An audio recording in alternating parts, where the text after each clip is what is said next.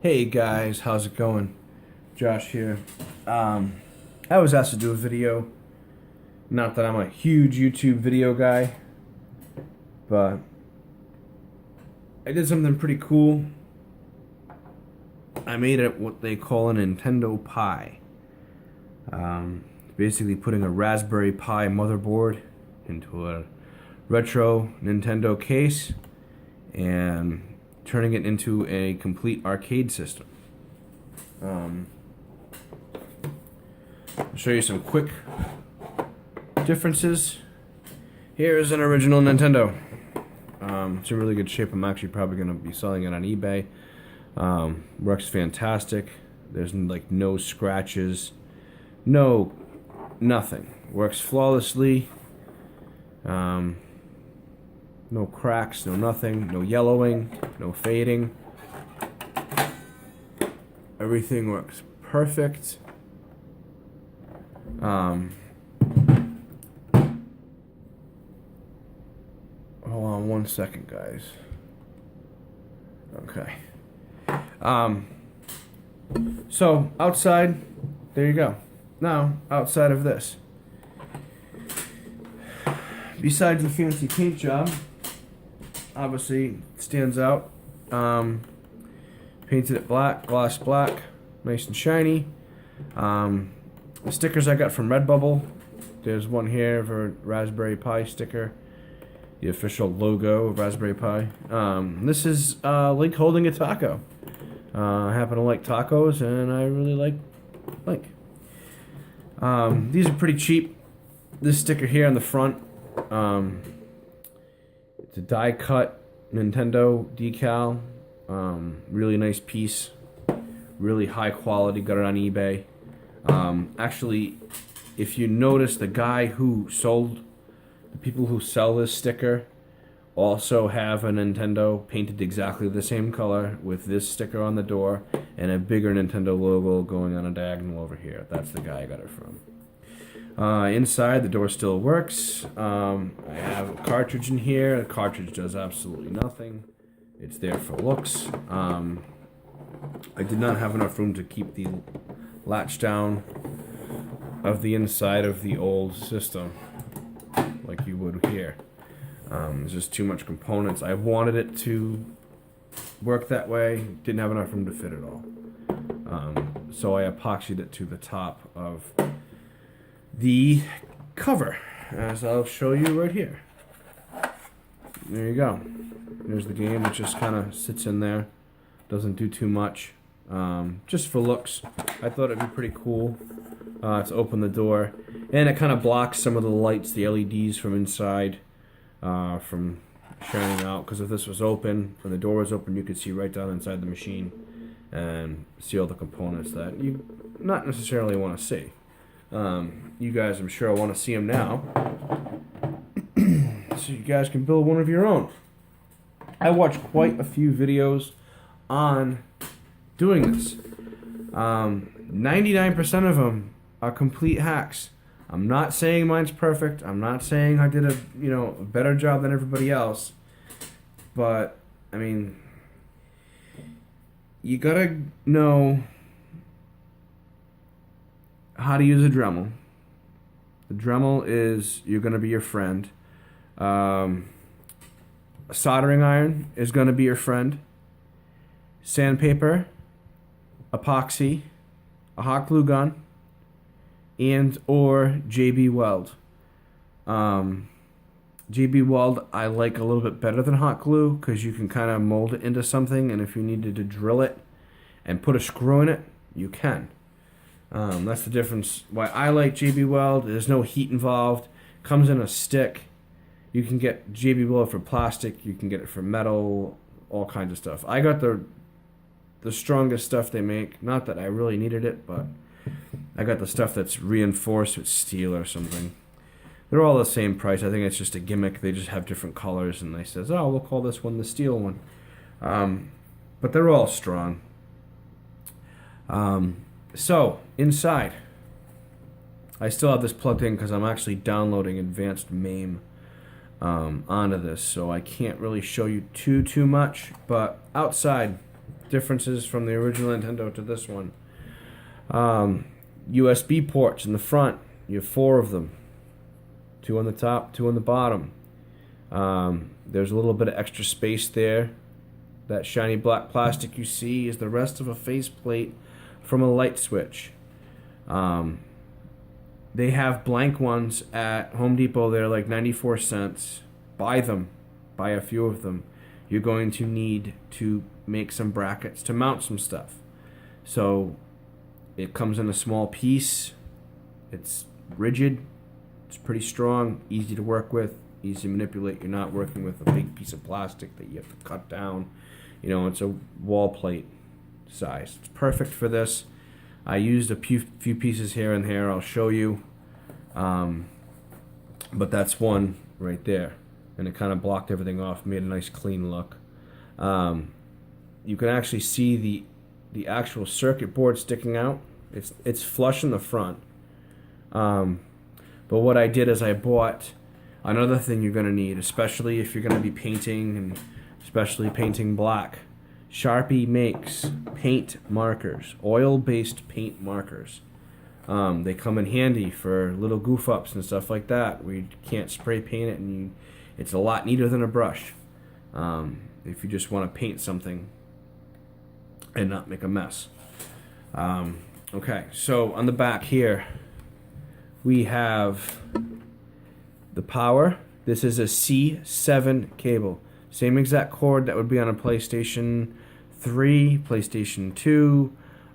Even my cable box has a C7 plug. My printer has a C7 plug. It's like a figure 8 shape on the back. I got these. It's a 5-pack. I bought them on Amazon. They were cheap. They got little screw holes in them. I was going to paint the screws black, but I said I'll just leave it the way it is. You can see that there. Also, this here is a Keystone wall plate. Try to let that focus in. There you go. It's a Keystone wall plate that I had painted black. I was waiting forever for them to come in the mail from Amazon in black. This was a cream colored one that I got from Home Depot. They're the same price, but for some reason the shipping, it took forever for it to come. So I was impatient, and I just painted this one, and I put a little RetroPie sticker that I got from Redbubble. It came in a pack along with the other ones. But anyways, Ethernet right here, HDMI here, power, like I said, C7 power cord. Inside, power comes in right here. There's soldered connections. The 2 blue wires. As you can see, there's one on the right, one on the left. One goes underneath, one comes up over the top over here. I got them soldered in to the power supply circuit board that I bought. It's an ultimate 4.8 amp power supply. You need a minimum of a 2 amp power supply for a Pi. 2.5 is recommended. 2.4, I said close enough. This was a good deal. Got it on Amazon. Has a cool little LED light on it. I took it out of the case. Part of the case is actually right here. You can't really see it, but it's the bottom part that holds this together. The circuit board's actually notched out for this. So what I did is I cut the bottom plate off. I epoxied it to the bottom of the Nintendo case, and then I put hot glue around it, and then I smushed the power supply down on top of that. So it's in there. It's not coming off. It's mounted very securely. You have 2.4 amps on each of these outputs for the USB. One goes to the ATX Raspberry shutdown circuit, and the other one goes to my 4-port USB hub.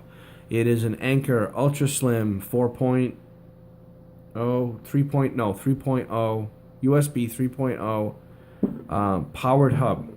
The power cord's right here, comes underneath. I got everything kind of tucked away pretty neat here.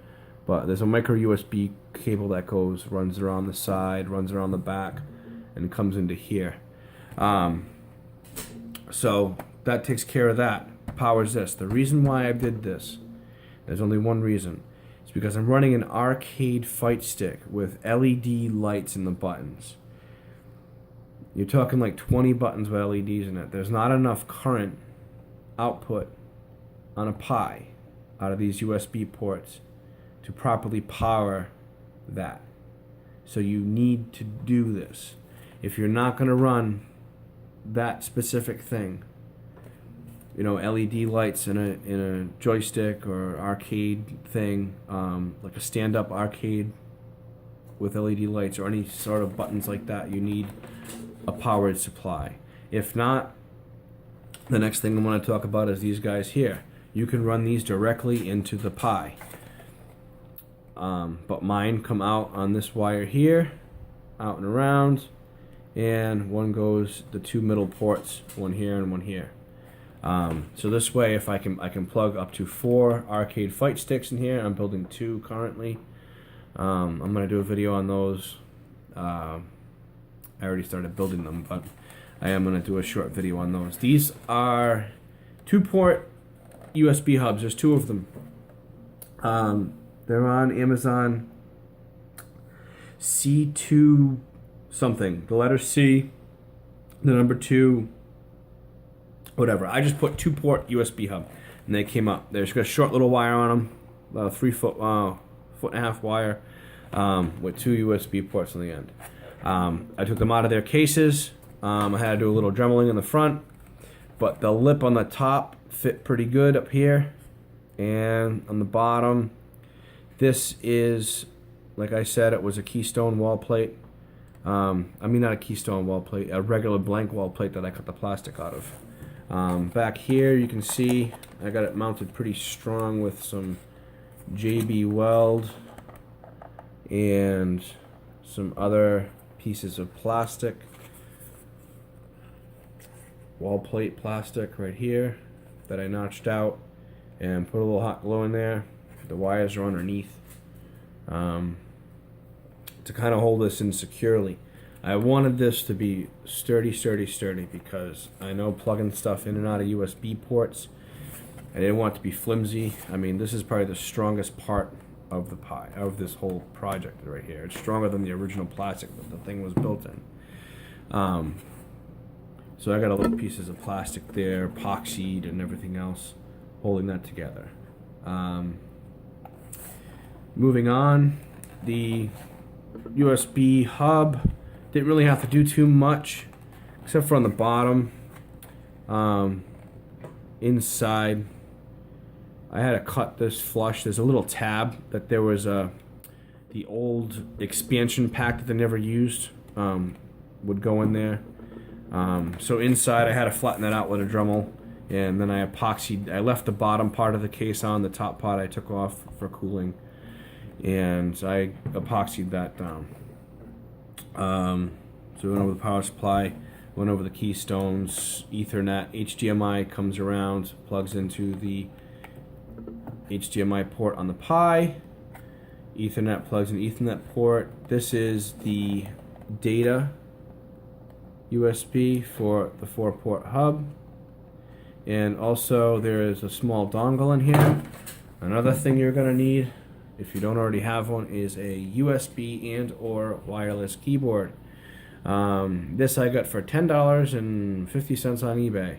Works perfectly. I got a lot of good reviews on Amazon, and I got it on eBay a lot cheaper.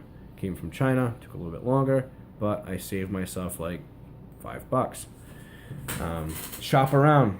Another thing, don't buy everything at one place. Go to Amazon, go to eBay, go between the 2 places. You'll be able to find everything you need. Some places are cheaper. If you don't mind waiting on shipping, go with eBay. If you need it a little bit quicker, go with Amazon. Amazon tends to be about 4 or 5 days faster on average. So we went over that, went over the power, went over the power supply, went over the USB hub. Alright, so let's go on to the ATX Raspberry Pi. ATX Raspberry Pi is a shutdown circuit board created by Low Power Lab. lowpowerlab.com. Awesome little piece. If you do not have one of these and you're building this project, you will not be able to use the power and reset buttons, or like this little LED up. You could use the power and reset buttons, but you won't be able to use them until you shut down inside of RetroPie. You have to go into a menu, you have to hit quit, then quit opens a menu, and then you have to shut down the system. System shuts down, then you can unplug it. This little circuit board here takes the place of doing all that. Originally this was designed for a momentary switch, not a latching switch. So there's a couple things you need to do out of the box. Everybody over at Low Tech Power Lab are awesome people. Highly, highly recommend them. They answered all my questions. The few things you need to do is you need to solder a 10K resistor here. There's a 1K resistor soldered in here. The 1K is so the board differentiates the difference between the signals getting sent by the power and the signal getting sent by the reset button. Those two components are needed for a switch like this. Then you go on their website, you check into their installation and setup for the ATX Raspberry Pi. It has all the instructions, all the pictures you need. Really clear, really clean. And then you just have to download some stuff to your Pi from Low Power Lab, lowpowerlab.com, and it runs a bash script. What it does, it sends a signal down one of these wires here into the Pi, and at that point that signal tells the Pi to start running a shutdown. This will flash a few times and then eventually it'll shut down. Other than that, that's the Pi, about the size of a credit card. Underneath there is a fan, a 40 millimeter fan. It's a little bit bigger than the ones that they sell stock with the Raspberry Pi. It's nestled underneath that Raspberry Pi right there, and I also have a heatsink on the bottom. Heat sinks I bought from Amazon, from Mudder, M-U-D-D-E-R. It was a pack for like 4 Pis, so it came with a bunch of the big ones that I had put on different chips throughout here. I know this definitely gets hot. So I put a big one on there. There's one underneath the Pi. There's one here, one here, one over here. I mean, this one doesn't really do anything, but it's just there for aesthetics. But these here, I mean, sometimes they warm up, sometimes they don't. It's not really a big deal. But I kind of wanted to make sure everything was going to be cool. So I went a little above and beyond probably what I needed to do. But this way, I won't run into trouble later with anything overheating or shorting out or whatever. So I covered all the bases, and I pretty much think I covered everything. There is a little soldering you need to do. Soldering iron's your friend. I would recommend, if you haven't ever done soldering, go to Radio Shack, get yourself a board, get yourself some wires, get yourself some solder, get a soldering iron, and practice. Because if you screw one of these up, you can just throw it in the trash. Same thing with anything else. I had to do some soldering over here. The only thing I have left to do inside this case before I can finally put the lid on and be done with it is I want to run RCA jacks, which this is a 3.5 millimeter audio video jack, a TRSS, tip ring sleeve jack. I bought the cable. I had male ends on both ends. It was 3 feet long. I cut it in half, exposed the wires. I think there's a green, a red, and a yellow, or a green, a red, and a blue, something like that. And there's a black. Black's a ground. And then there's diagrams online to show you which is what. So I'm going to plug that into here, and then over here on this side where the old audio video cables used to be, I'm going to get myself a piece of wall plate. So it matches the back over here where I put the keystone jack. I'm going to cut a piece of wall plate to fit here. I'm going to cut some of this gray plastic out, and I'm going to put a video and a left and a right RCA jack, so it does have that nostalgic look like it used to. That's the only thing I have left to do, guys. Like I said, if you have any questions on how I did it or where I got something, or if there's something that I skipped over going through the components here, please let me know. I'll be happy to assist you. If you need a link to something, Low Power Lab or anything like that, you know, everything's online. I mean, if you guys just use Google, that's what I did. You just use Google and you'll find everything you need. Well, like I said, a lot of the guys, if you look up Nintendo Pi, NES Pi videos on YouTube, a lot of them really, I mean, I really took my time cutting with the the Dremel. I kind of try to keep everything as neat as possible in here. My other recommendation to you guys is don't do what I did, because I got so excited when stuff started coming in the mail. My Pi was one of the last things I got. Everything else was already in here. It was already mounted. I mean, I could have probably found a better spot for this because it kind of got in the way of this stuff back here. These, I had no choice. They had to go where they had to go, so you could plug stuff into the front. But there was a few things in here, looking back, I should have done differently. Overall, I think it came out excellent. I'm very happy with it. It works flawlessly, and it runs thousands and thousands and thousands of games. All the Ataris, Sega SG-1000, all the way up to Dreamcast, original Nintendo, all the way up to Nintendo 64, PlayStation, PSP, TurboGrafx 16, Neo Geo, MAME, Final Burn Alpha. There's so much stuff you can do with this.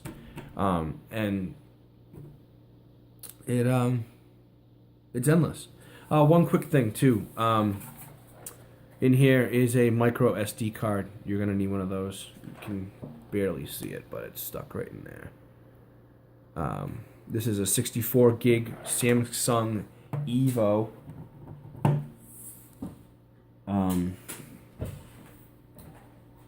SD card. You're gonna need to do a few things. SD card formatter. I can give you guys a link if you need it. That's a site you need to format the SD card. You cannot use the Windows-based, the stock Windows formatter. It screws up SD cards. It'll show like there's only like 54 megabytes on a 64 gigabyte card. So you have to download that. Win32 disk imager, you're going to need that. You're going to need to learn how to use PuTTY. You're going to have to learn how to use SSH. And another thing you're going to need is a USB stick. You do need it and you don't need it. If you're not too keen with using SSH, you can use this. After you get your Pi going, you stick this in, and then you stick it in your laptop, load your ROMs into the folders, stick it back into the Pi automatically loads it. If you want to use SSH, it's a little bit quicker, I think, especially if you hook it to hardwired to Ethernet. But yeah, I mean, it's very, very simple, very easy to use. Like I said, guys, I gotta get going, but thanks for watching, and if you liked it, click the like button, and like I said, if you have any comments, let me know, and I will be happy to answer them. So happy gaming, and I hope you guys are inspired like I was to build your own Nintendo Pi.